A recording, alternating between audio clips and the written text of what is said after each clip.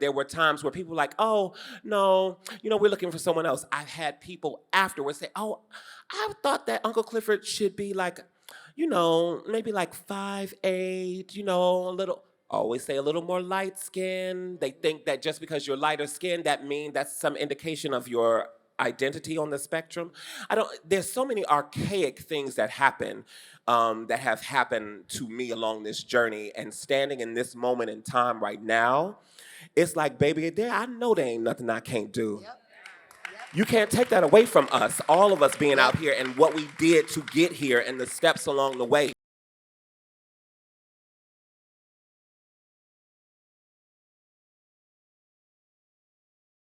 All right, so without further ado, let's get on into it. Let's bring to the stage Miss Shannon Thornton, a.k.a.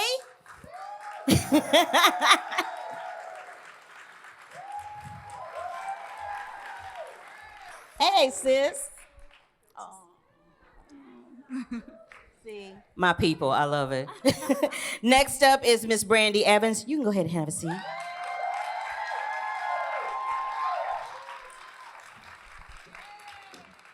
And last, baby, hey, honey.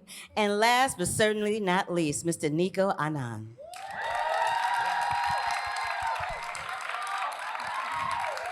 Oh, y'all gotta give Nicco more love than that. Come on now. Y'all ain't gotta give me no love, but if we gonna be here, right? That's my Shannon Thornton, Miss Mississippi. Yes, come Miss on, my Mississippi. Brandee Evans, Miss Mercedes. And I'm just another little bad bitch from the South. So Uncle Clifford. What up, y'all? So you guys, I have been ride or die for P-Valley since day one, as you know this, right? So let me just ask you, Miss Shannon, how was it for you to jump into something that was already set and moving and have your character expanded in this way? Oh my gosh, it was amazing. Katori, she'll give you little hints and clues, but not like the full story. So she let me know that Keyshawn was definitely going on a journey this season, and I had absolutely no idea what was in store. And it was wild and it was exhausting, but I feel like it was so worth it because I was so excited and ready to tell this story this season. I feel like at the very end of season 1, there were a lot of questions, and we answered a lot of those questions this season, so. Absolutely. Sure. We're going to get into that in a second, too. Mm-hmm. Ms. Brandee, I loved how they expanded your story as well, because we got to see more of Brandee as a mother. We got to see how her mother influenced her being a mother and all of that. How did you feel, or how excited were you to have your story expanded in that manner? Oh, hey, y'all. Good evening. How y'all doing? Thank y'all for coming on down to the valley with us tonight. I had an amazing time. First of all, I was excited because I was like, the first thought, if I'm gonna be real, was like, ooh, I ain't gotta be on the pole that much. You a lie, okay? Exactly. That's what I thought. But it was wonderful. I really wanted to see what Mercedes was like outside of the club. So I think you see that, just like, what does she really do to fight for her daughter? Is she really fighting? And I think you see that, especially in the heart of a pandemic as well, the ways that she has fought. When it opens up, you see, like, she got the gym, but now what? So the heartbreak of that, just like other small businesses, now what? So you have to see her struggle through that. I love that you're able to see her be a different type of mother with trying to break the generational curses.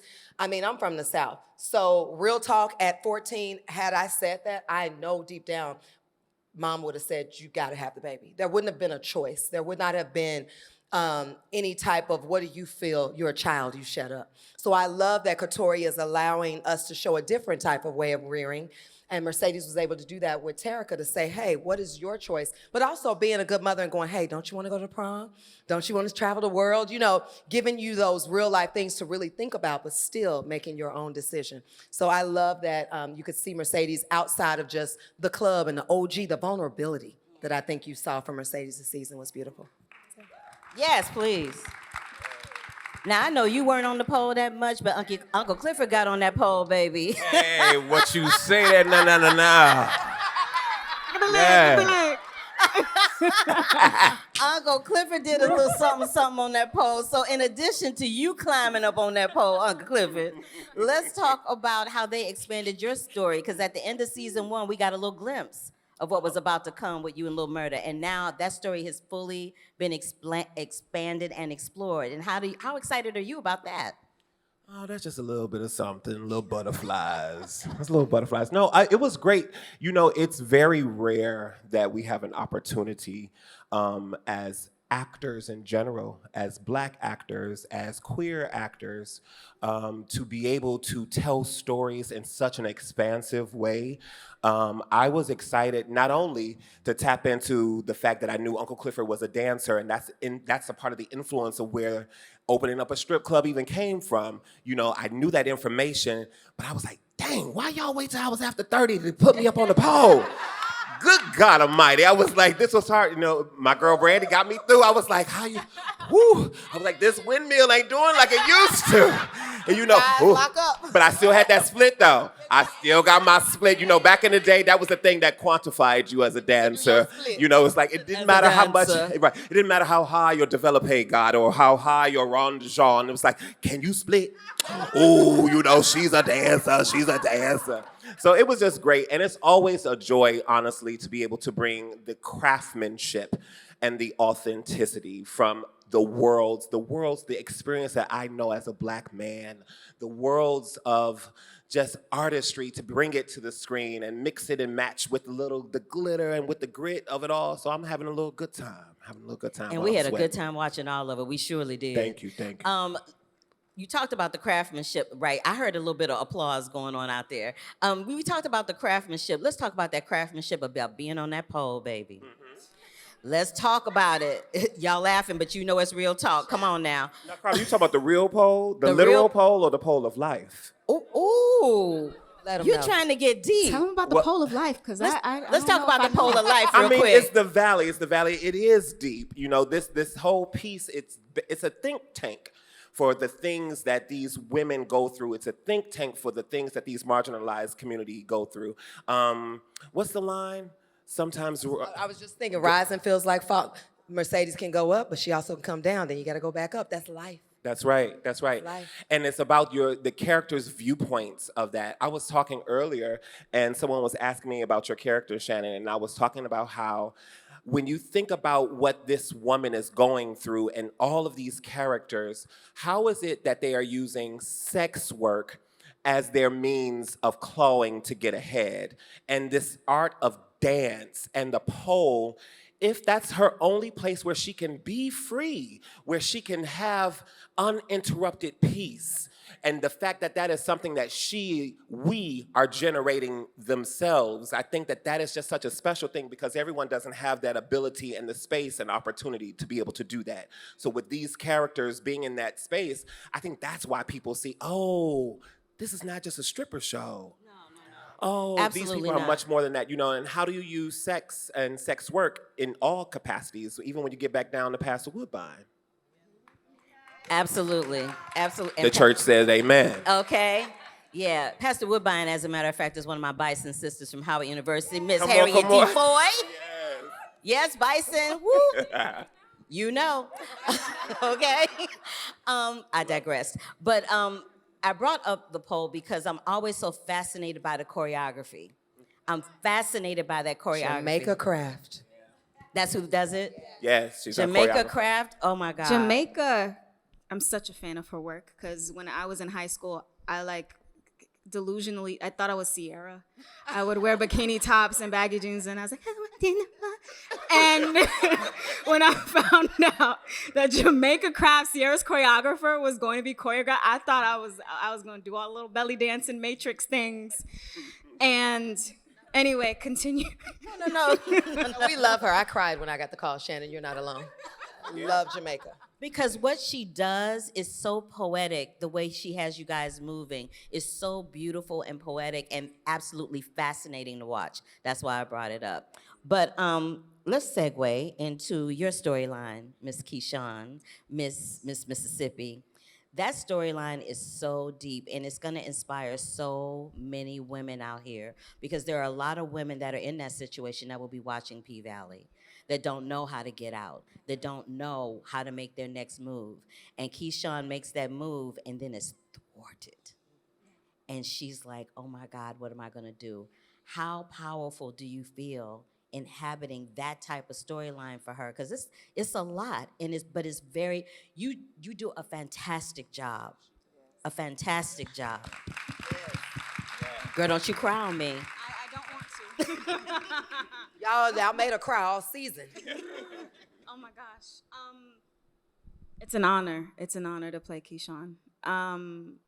She is someone who represents so many. She not only so many women, there are men who are also in abusive relationships.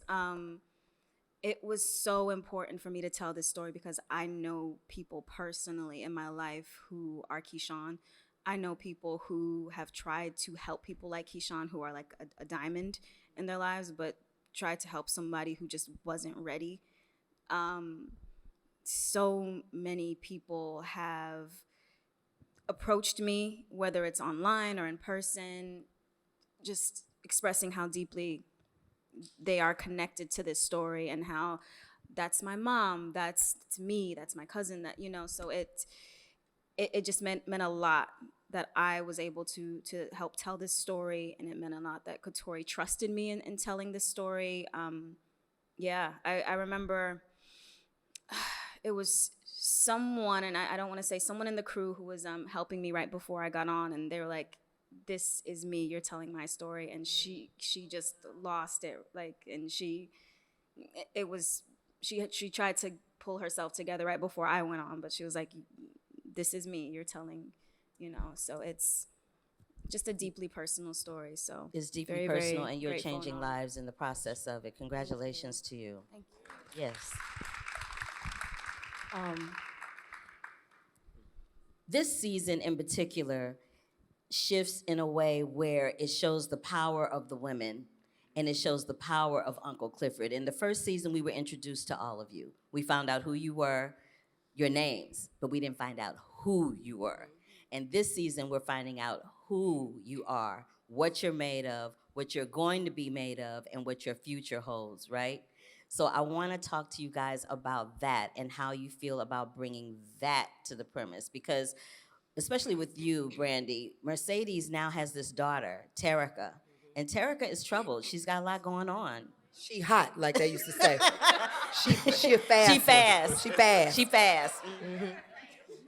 But she has a lot going on, and she tests you in a way that you see and you recognize, but your response to her is very, very different. You know what's funny about that? First of all, I can hear my mama when I close my eyes. That little fast tail little girl. Like, I don't know how it was out here in California, but in the South, child, you got popped for being fast. So it's funny moments where even that scene with Uncle Clifford, when I go, don't let her fool you. This girl might be selling weed after a while. Like that made me laugh out loud. Right. You laugh, but really, it's like, okay, she's paying attention, but she needs her close because she needs to watch her because that's a little her. And it's those moments where I've told my students, I used to teach high school English, and a lot of times it's that moment of, we've been there, done that. We've all heard it. There's nothing new under the sun, been there, done that. But maybe Mercedes didn't get caught up. She got caught up a little bit later than 14. She still got caught up. So she's seeing that, like we said, that generational curse in that moment of, okay, now what do I have to do? And I believe in my heart that Mercedes needs her close to watch her. Because when you have Shell there, as if I am truly Mercedes, you can't take care of my baby like I can.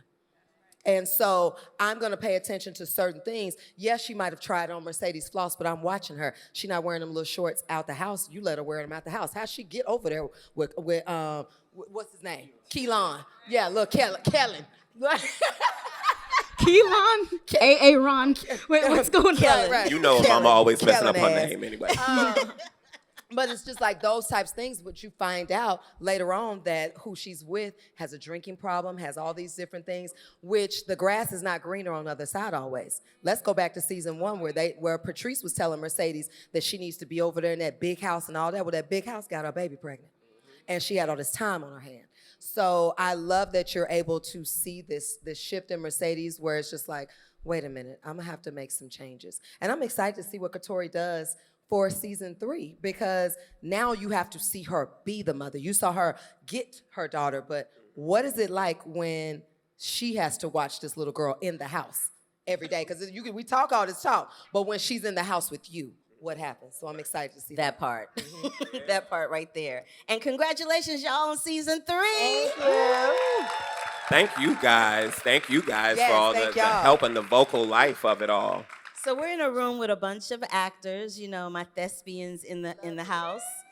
Love it. Come Y'all, on. please know we all 3 of us, I can attest to this, all 3 of us were you maybe 3-4 years ago. Like, seriously, do not give up. Seriously. And that's what I was just Yes. about to get to. Yes, of course, applaud for that, because you know the struggle is real. There's a line where, and I forget who says it, but someone says fairy tales are horror movies with happy endings. Yes. I want you all to talk about that in regards to the acting journey. Ooh, wait. Oh, wow. So let's see, who wants to start first?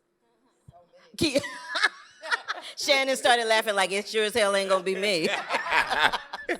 So many things Thinking that of have my happened. I'm horror sure story. everybody in this audience can attest to some things too. Like, Oh God. Well, go ahead, Nicco. I was just gonna say, fairy tales are nothing but horror movies with happy endings. I mean, everyone has been on a journey, and I think about in my testimony about being an actor and going to different auditions and not getting into rooms because they said you were too big, because I was not a leading man, or because I didn't have a six-pack, or because my lips was too big, or that I had this gap, or I was too something. You weren't enough. And it was very interesting because now, let him have it. right? You know what I'm saying? And The same ones. it's You the look same great. lips, baby. I ain't been up under nobody's surgery, no needle. You know what I mean? And I think that it's like a testament to us all walking in our truth. You know, these are my prescription glasses. These ain't for fashion. I'm like, I can't see you. But like, so many times, it reminds me, I'm thinking about this this time I auditioned for Man of La Mancha in New York on Broadway. And I couldn't get in. My manager at the time couldn't get me in for this musical because I was a man that have always believed in using all of my gifts. So when I couldn't get in for a job for being seen as an actor, I was going in as a dancer. When I couldn't be seen as a dancer, I was like, but I'm a non-traditional body dancer. Don't you want that? Don't you want to be on the cusp? Then it was like, oh, let me go in as a singer, you know? And I was like, I grew up in the church. I knew how to sing. I was in Fat Swallowers, Ain't Misbehaving. I know my tone. I know how to blend, blah, blah, blah, blah, blah, blah, blah. But that director, I made it through on a dance call, and I made it all the way down to the end, and it was the last 5 people. And the director said to me, I'm going to have to cut you. And I said, why? He said, because I want to look at you. And I said, well, ain't that the point? And he was like, no, this is an ensemble position. And if you are going to distract from my principles, and I said, at that time in my 20s, I was like, well, ain't that your principal's problem? Don't somebody need to pull up? But hey, listen, I knew who he was talking about, and I couldn't process it at that time. And for me, that was a time of nightmare because the doors kept closing in my face. But it was also that very same year that another writer was in a workshop with Katori Hall, was like, I'm looking for this person that can kind of house this masculinity and has a little bit of femininity and da-da-da. It's not this kind of, it's because non-binary and non-gender conforming was not a thing back in 2009. No, So it was she not. literally she was brave enough to think outside of the box. And she networked and conferred with another writer, Dominique Morisseau, and she referred me. Yes, come on, because give it up for Dominique. And I know Dominique from Detroit. And this just is a testament to networking across, because that was a space where my fairy tale started to come to life out of this nightmare of no, and all of the closed doors, and couldn't even get an audition for the role I originated as Uncle Clifford. There were times where people were like, oh, no, we're looking for someone else. I've had people afterwards say, oh, I thought that Uncle Clifford should be like, maybe like 5'8", a little. always say a little more light skin. They think that just because you're lighter skinned, that means that's some indication of your identity on the spectrum. There's so many archaic things that happen, that have happened to me along this journey, and standing in this moment in time right now, it's like, baby, I know there ain't nothing I can't do. Yep. You can't take that away from us, all of us being out here and what we did to get here and the steps along the way. Whether I was working in a club, because I was a go-go boy at one point in time. Somebody wanted to see the thighs and the thunder. Do you understand what I mean? Outside of their dreams. I mean in reality. So you were bringing the thunder down under, huh? Always, baby, and on top too. Don't play me. Hey! They don't know about that versatility right there. You had to cross your legs on that one. Go ahead, Brandee. Ooh, where do I begin? First of all, I couldn't even get an audition for P Valley. That's right. Same. Why? Why did they tell you? 6 months, because I got my heart broken on Valentine's Day, and I didn't get that audition till like end of July. Mm-hmm. I was told, and I quote, because I'll never forget it, you don't fit any of the roles that they are currently casting. Not a one. So I had my hair in big natural afro. I was like, maybe they just don't see that. You know, maybe they don't know. So then changed the hair, got a photo shoot done on credit, tried again. No. Yep, I had to pay her back finally. Thank you, Corinne Simon. Yes. Go shoot with her. But so fought, finally got in the door. But I found out after the fact that Tash, who wrote on season 1, had taken a hip hop and heels class. I used to teach a class out here. Thank you, girl. So you never know who's around you either. So I would say that. Be authentic, be yourself, and be nice to everyone, because you never know who you're running into. I didn't know that I ran into her in that class. She didn't introduce herself, tell me who she was. We just danced, and she remembered me, and apparently she told Katori, and they were in a meeting, and they were like, where is this girl named Brandee? And then I got the text from Patrick. And even when I got that text, I still couldn't get an audition. So that I fought and finally got a new manager. I sent pictures of me with my father, because he's a preacher. I sent pictures from the church. I sent pictures of me teaching dance at the BET Experience to Tina Knowles. I was like, I can dance, I teach dance. Sent pictures of me teaching little girls how to dance. I was like, yo, I travel the world already coaching dance teams. I'm, quote, famous in that world already. How are you telling me that I can't coach a dance team? So I sent every single thing. I had an audition within 24 hours. When I finally, because I was just like, I'm not giving up. That's right. And then when I went in there, I said, I'm not gonna do what everybody else does. Everybody's expecting a stripper to twerk. I did a chair routine that I Googled of myself that I had taught in my hip hop and heels class. And I was just different. And it's so funny, when I went in there, they were like, where are you at? I'm like, I've been wondering where y'all at. Because I've been trying to get in the door for 10 years. But when we talk about the nightmares, I have been told I am too thick, I am too big. And to have someone like Katori Hall, after the pilot, we shot it, and she whispered, I'm sure she whispered in all our ears, she said, don't try to lose weight. Yep. And I said, what? Because in our minds, we were like, yo, we about to hit the gym. We gotta go. We gotta get tight. You know what I'm saying? We gotta get your show weight. Got to get show ready. Not show weight. We called it tour ready. When I was a dancer, you got to get tour ready. I'm like, I got to get show ready. I was told that you don't have a name.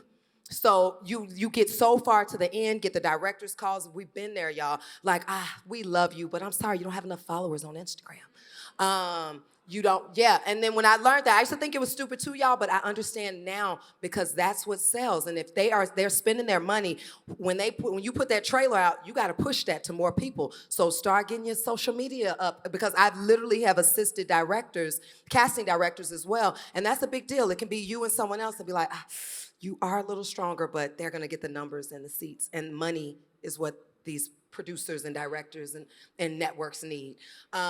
So yeah, it's been a lot of things. I was told I'm unapproachable with natural hair because it looked too aggressive.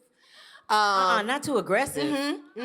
And I remember Katori, I asked her episode 2, season 1. I went to a fitting with my hair in an afro.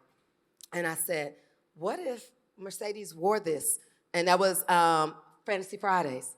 Episode 2, and she goes, I love it. So that's why you see Mercedes rocking natural hair, because I was like, and I've even had some of us, I'm gonna say it, some of us are the worst sometimes. Tell me that I'm not as beautiful with this weave down my hair. Shannon is beautiful with her short haircut. I am beautiful with locks. I am beautiful with natural, short, whatever. So I purposely wear my natural hair now so I can show other girls that it's beautiful no matter what. Yes, Miss Brandee, you better preach on it.